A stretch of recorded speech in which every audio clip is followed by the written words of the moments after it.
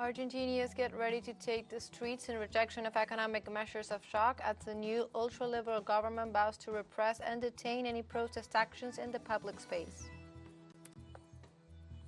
Palestinian resistance movement Hamas confirmed that a delegation headed by the leader of the political committee, Ismail Haniyeh, is in Cairo, capital of Egypt, for ceasefire talks. And the French National Assembly approved a restrictive immigration law unleashing a political crisis in the government of President Emmanuel Macron.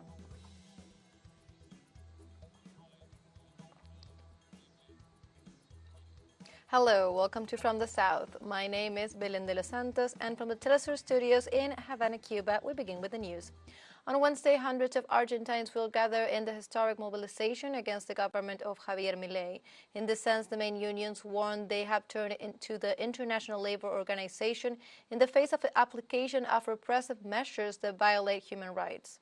The General Confederation of Labor, the Central Union of Workers of Argentina, and the Central Autonomous Workers warned of the complex and desperate socio-economic scenario posed by the libertarian government, which began ruling on December 10th.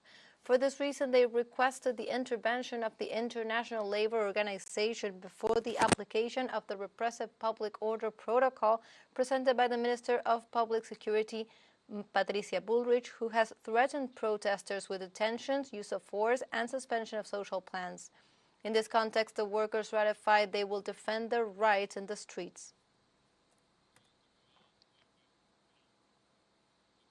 On Tuesday, the president of Argentina, Javier Milei, met at the Casa Rosada with 23 governors of the country in order to review the economic measure package of his new administration. The first working visit of Milei's government lasted almost 2 hours, and according to official sources, the main topic was the economy, the measures announced by the national government, and their profound impact on citizens. It is worth mentioning that 8 governors warned about the loss of co-participation resources, the brake on public works, and the economic plan, which has included a 118% devaluation and which they claim does not defend the government but the people.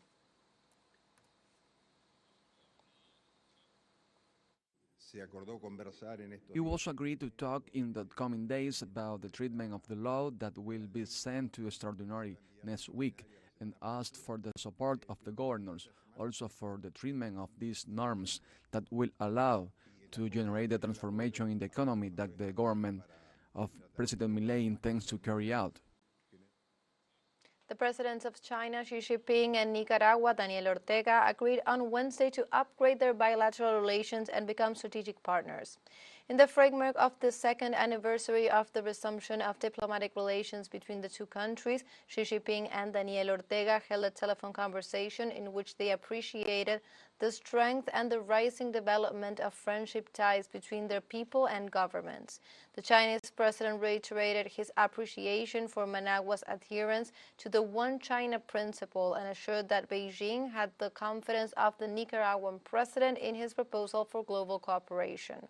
On the other hand, both leaders committed themselves in an official document to continue strengthening the alliance and contributing to a multipolar and peaceful world.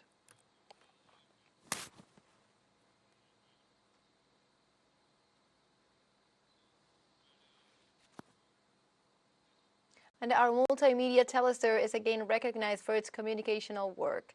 In this opportunity, it is the Municipal Award of Journalism 2023 in the city of Caracas.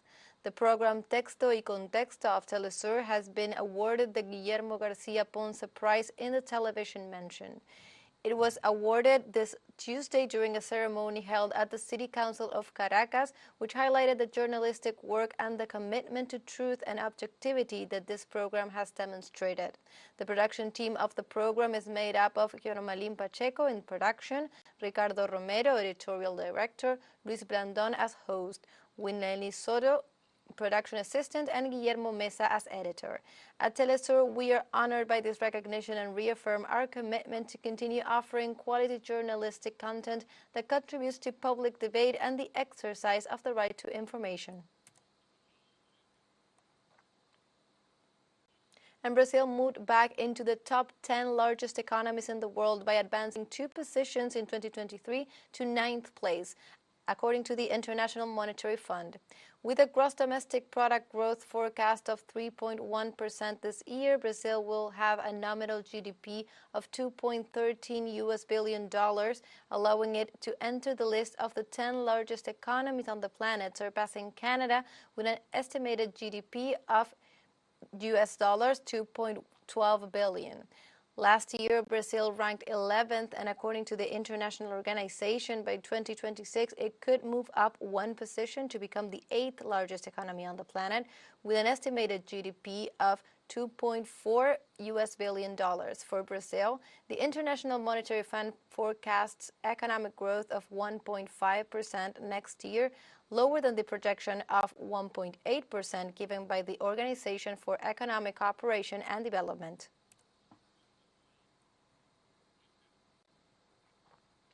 In Cuba, President Miguel Díaz-Canel received the General Secretary of the World Councils of Churches, Reverend Jerry Pillay, at the Convention Center in Havana on Monday. The president expressed his gratitude for this visit, affirming that it gives strength and energy to the country and expresses the support and sensitivity of the World Council of Churches towards the Cuban people.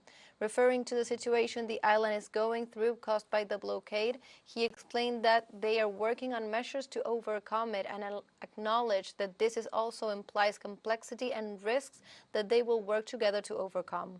For his part, the religious leader, who is coming to the island for the first time as Secretary of the Council, sent a message to his government. My message to the United States and the government is that they must stop with this narrative that has been fabricated about the fact that there is no freedom of religion in Cuba, because it is a narrative that is used to justify the atrocities that are carried out in the name of the blockade, in the name of other unjust condemnation that the Cuban people receive. And in Haiti, gang violence gives no respite to the population. On Monday, houses were set on fire in Gantier, Croix-de-Bouquet, in the Department of the West. The attack provoked clashes with the police and left many homes affected. The number of dead and wounded is still not known. Another similar case occurred last October when the armed group took control of the commune of Tomasewa, where they expelled the police station officials and installed themselves in public institutions. This same gang was the one that in October 2021 kidnapped the missionaries from the United States and Canada, a fact for which both governments took measures that have not alleviated the serious crisis of violence that is plaguing the country.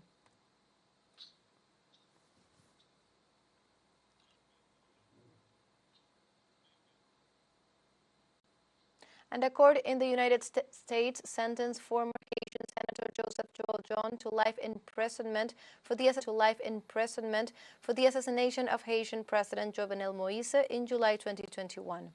Joel John, before the judge of the Miami court, asked for clemency after recognizing his implications in the facts, but clarifies that his intention was to kidnap the president and bring him to justice. However, he declared that his accomplices decided to assassinate him, and he could not refuse because he feared for his life. The condemned man conspired, planned, and financed part of the operation and became, together with the Chilean-Haitian businessman Rodolfo Yarhar and the former Colombian Army officer Germán Rivera, the third person convicted in the United States for the assassination.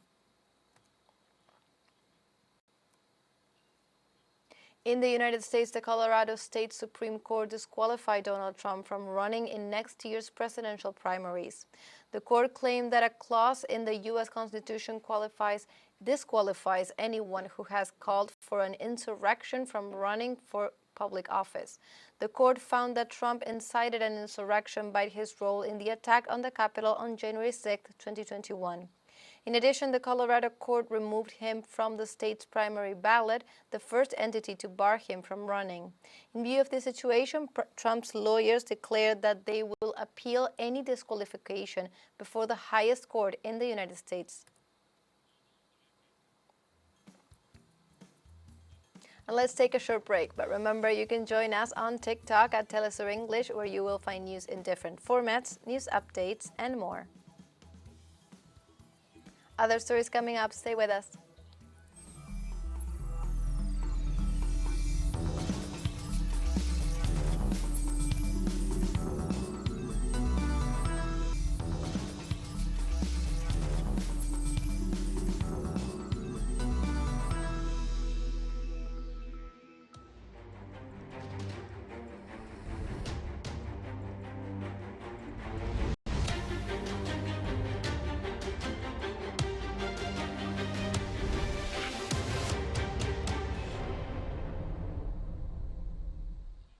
Welcome back. Palestinian resistance movement Hamas confirmed that a delegation headed by the head of the political committee, Ismail Haniyeh, is already in Cairo, the capital of Egypt, for ceasefire talks. This visit is estimated to follow a meeting between Iran and Qatar on Tuesday and is likely to lay the groundwork for talks on a new humanitarian truce and the release of Israeli and Palestinian hostages. Egypt has confirmed a first meeting on Wednesday between the Palestinian delegation and its intelligence chief, General Abbas Kamel. This meeting is aimed at reviewing obstacles and conditions for requesting the new pause. Meanwhile, in Palestine, while most of the members of the states of the United Nations are trying to reach a humanitarian ceasefire in Gaza, the Zionist army intensifies its aggression against the population of the Strip. On the 75th day of the Israeli genocidal operation, the health authorities in the Palestinian enclave confirmed 19,650 dead, 70% of them women and children, and the number of wounded is close to 53,000. In turn, the authorities in Gaza warned that these numbers could increase considerably in the coming hours, considering that the occupation has bombed the center, south, and north of the Strip in the last hours. And the Malaysian government decided to ban immediately the entry of Israeli ships into the country in solidarity with the Palestinian cause. The Prime Minister, Anwar Ibrahim, assured that the measure responds to the fact that Israel is committing massacres and brutality against the Palestinian people. The Malaysian executive's decision also implies the prohibition for any ship to route to Israel to load goods at Malaysian ports.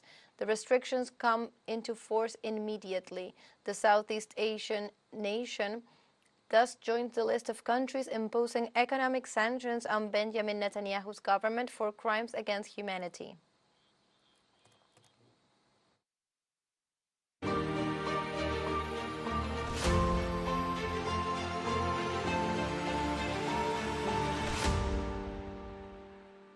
The U.S. Senate closes 2023 and warns no more aid for Ukraine for now. The President Joe Biden had guaranteed the resources to his counterpart Volodymyr Zelensky during his most recent visit to Washington.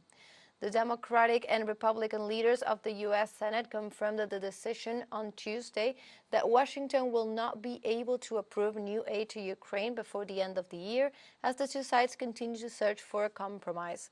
They said they would continue to work in good faith to finalize their agreement. Both Chuck Schumer, leader of the Democrats, and Mitch McConnell, leader of the Republicans, agreed that there are priority domestic commitments. Since October, many warned that the spigot for Kiev was going to be turned off. Our OMB director, Shalonda Young, said there's no magic pot of money here. I mean, that's why we need this supplemental. That's why we need this funding to support Ukraine going forward. And like I said, we got one more crack at this here before the end of the year, before that replenishment authority runs out. Russian President Vladimir Putin assured that his country is the sole guarantor of the sovereignty and integrity of Ukraine. The head of state made these statements during his speech at an enlarged meeting of the board of directors of the nation's defense ministry. The Russian leader emphasized that the West saw that it was impossible to achieve its goals by legal means, since Russia was working with the Southeast, so it decided to stage a coup d'etat. The president pointed out that after the separation from the Soviet Union, it was only Moscow that defended the integrity of the Ukrainian territory. However, he stressed that if they do not want to receive Russian help, he would respect the decision of Kiev. And Russian President Vladimir Putin on Tuesday inspected modern weapons at an exhibition in Moscow and awarded medals to soldiers taking part in the special military operation in Ukraine. Russian Defense Chief Sergei Shoigu and Chief of the General Staff Valery Gerasimov guided Putin through the display at a defense ministry showcasing the state-of-the-art weapons of the Russian army, including drones armed with explosives and various rifles and military vehicles. Putin also awarded soldiers with Golden Star medals, praising their courage. He said he knew of their attitude and the attitude of all the soldiers and commanders, and therefore was confident that they would achieve their goals securely, protect the people and the sovereignty and security of their homeland.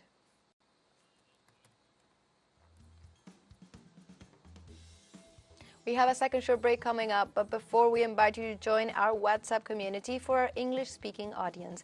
You can scan the QR code on screen to join directly and share the link to reach more people.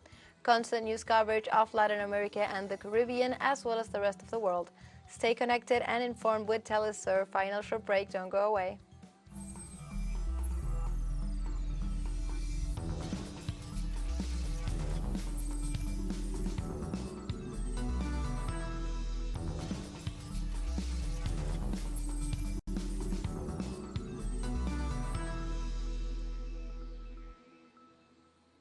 Welcome back. The French National Assembly, with the vote of the extreme right, has approved a restrictive immigration law unleashing a political crisis in the government of President Emmanuel Macron. With 268 votes of the ruling party, the Conservatives, and the extreme right against 186 votes of the left coalition, the law limiting the regularization of undocumented immigrants and extending the waiting period for legal immigrants from 6 months to 5 years, among other aspects, were fixed. After the result, Aurélien Rousseau, Minister of Health, resigned. The fissures left by the parliamentary process in Macronism forced the French president to call an emergency meeting at the Élysée, which did not alleviate the situation. And the Iraqis voted on Monday in the first provincial council elections held in a decade, which were expected to strengthen the dominance of pro-Iranian Shiite Muslim groups. The vote comes at a time of widespread political apathy and disillusionment in the oil-rich country of 43 million that is still recovering from years of war and plagued by corruption. State media reported that polls closed as planned at 6 p.m., with the Election Commission saying preliminary results were expected 24 hours later. Until polls closed, AFP journalists observed low attendance at 3 polling stations in Baghdad and in the southern city of Nasiriyah, where voters arrived one by one.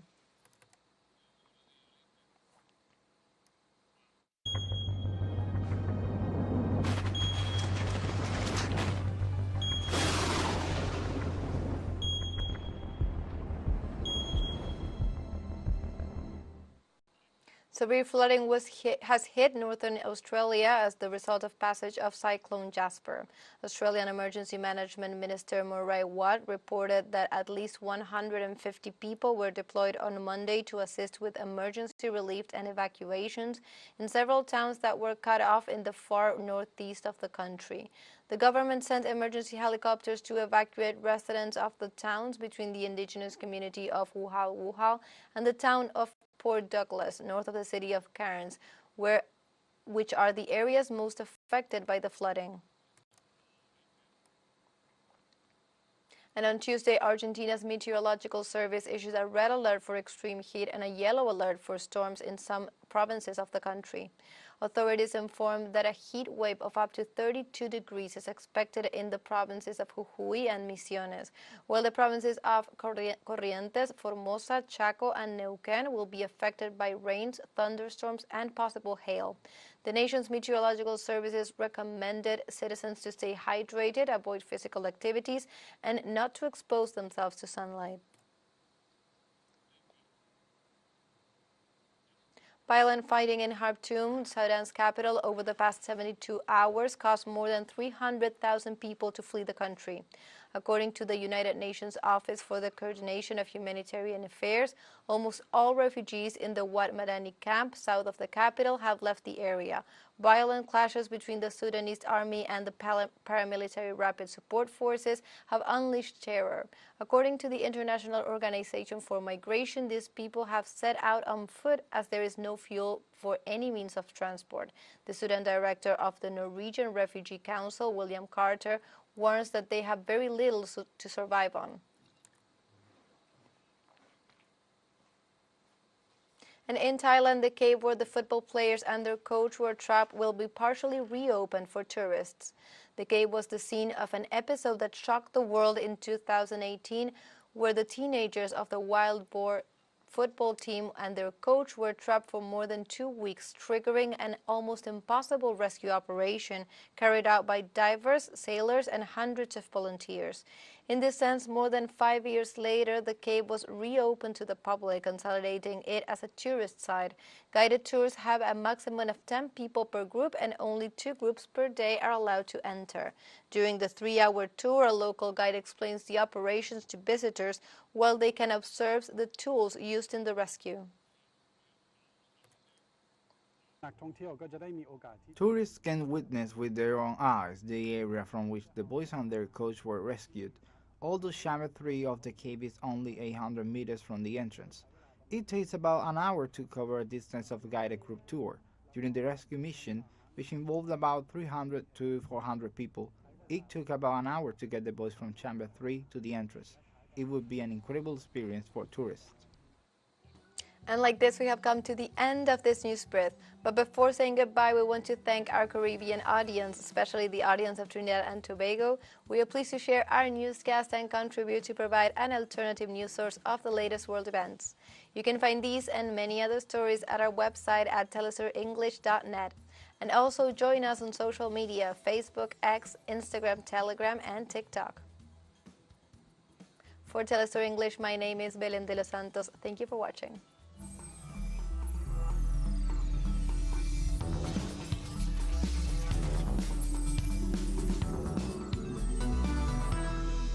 For me,